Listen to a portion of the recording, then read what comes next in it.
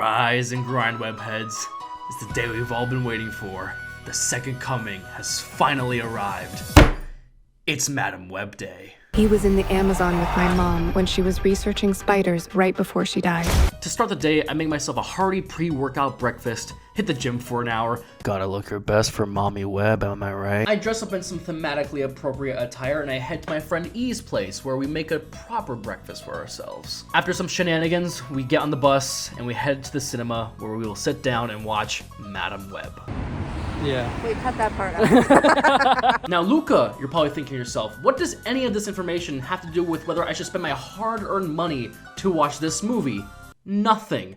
I just wanted to tell you how my day went. And I can certainly tell you it was much better than this colossal piece of shit. Now, before I even start saying mean things about this movie, I just want to say real quick, I'm talking about the movie itself, the final product that was released to us, the audience. I am not here to criticize the hard-working crew that has put countless hours and sweat and tears and blood into this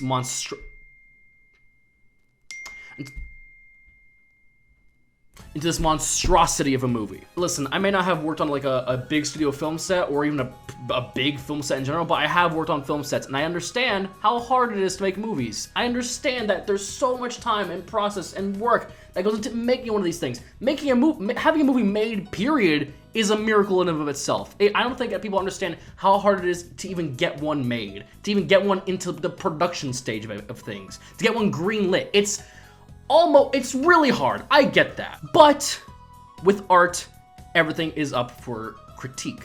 Everything is up for judgment. Now, while I will be critiquing this movie as a movie itself, I will also be putting blame on someone. Now, that someone isn't the director, the writers, the actors, the crew. No, I'm putting the blame on Sony. But we'll get to that when we get to that. Spoilers for Madam Web, by the way. I'm gonna be spoiling the shit out of this movie. Not like like you fucking care. Who's gonna go watch Madam Web? Who's gonna care, really? I've always wanted to meet the star of Madam Web. Can you introduce me to Sydney Sweeney? Now, Madam Web is the latest installment in the Sony Pictures universe of Marvel characters, aka Spunk. Wait. Oh, hold on. No, my bad. It's not called that anymore. It's now called Sony's Spider-Man universe, or Sue. Wow, just really rolls off the tongue, doesn't it? The film stars Dakota Johnson as its titular character, Sydney Sweeney, Celeste O'Connor, and a Zionist. I do not think I can emphasize enough to you people how excited I was for this movie. The more shit that dropped, the more trailers I saw, the more interviews I saw about this thing, I was getting more and more and more hyped. And let me tell you, it lived up to that hype. The universe was giving me signs that this would be the biggest train wreck of the year. And there's one thing I love more than train wrecks, it's delicious garbage. This is, without a doubt, one of the worst movies I've ever seen in my entire life, and I cannot wait to rewatch it over and over and over and over again and show it to as many people as I can too. I highly recommend, before I even keep going with the review, I recommend that you go watch it. I want you to go pay money to see this because I will guarantee you will not be bored for a second. You will be thoroughly entertained, and might I add, it probably would help if you were not sober for this. Now, before I even dive into what's wrong with this movie, let's dive into what this movie does right.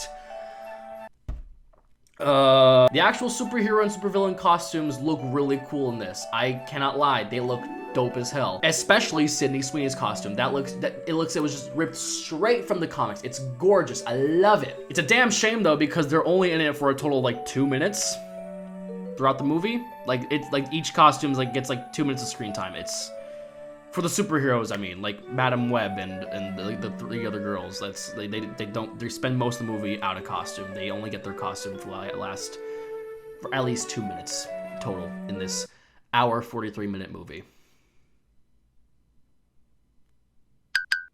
It looks like a movie. I mean, I guess I can say that, but again, like the actual cinematography and camera work itself is a pretty not good. It's kind of hard to tell what's going on in any given scene in this movie because the camera is just kind of always moving around in an unnatural way that doesn't make any sense. The editing is a nightmare. The editing is actually headache-inducing, and I can say that because I actually got a headache watching this movie, but that's neither here nor there. You can never tell what's going on in a fight scene at any given point. The camera movements are so fast and sporadic that any, like, you know, cool, like, you know, visual isn't really executed very well. I'm specifically talking about that one shot where they're in the diner and the villain, like, flips onto the ceiling and the camera follows him, and then he throws Dakota Johnson across the room. I mean, like, yeah, that's a cool idea, and, like, in execution, though, it could have been done better. The sound, though, oh my god. This probably has to be the worst sound editing and ADR I think I've ever seen in a movie.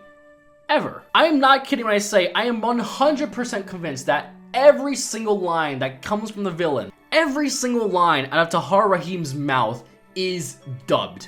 It's ADR. I'm not kidding when I say every time this man speaks, I actually laughed out loud. I was having so much trouble. It was so hard to keep my laughter contained. But honestly, it didn't even make a difference because my theater was practically near empty. There were just 2 other people in the theater right behind us, like a few, like, you know, seats up. And they were laughing too! The line readings in this movie, nearly every other line I hear is just batshit insane. There's an actual scene where Dakota Johnson is with Adam Scott's character, who plays Uncle Ben in this movie. They're in an ambulance, taking care of someone. She looks Uncle Ben dead in the eye and says, "What, you never been shot in Queens before?" I can't, that's just...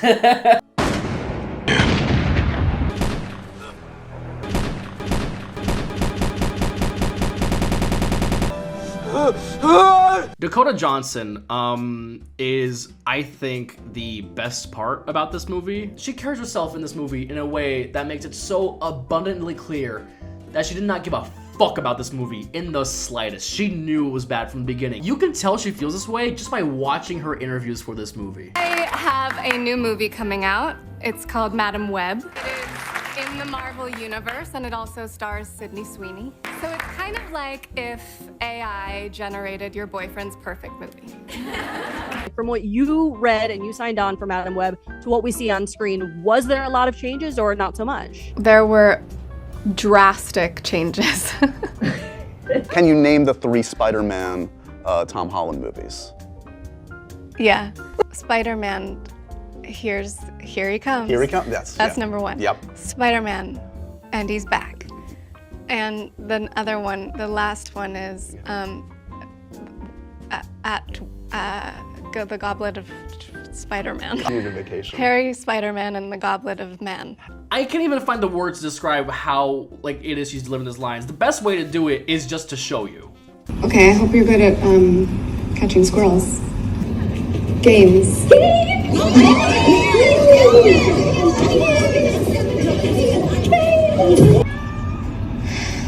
1 second, Cat. But the girls were never your future. I was.